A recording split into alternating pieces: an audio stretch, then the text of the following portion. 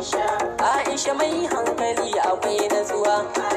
Kawar Hafsat na tuna da yar baiwa. Kawar Asma'u ki kara dagawa. Gashi da ke rike kike, ke mai tsafta kike, duk dangi kin rike. Bazdan ki mutan gari suna ta zuwa domin ki. Yan uwa da abokai shagalin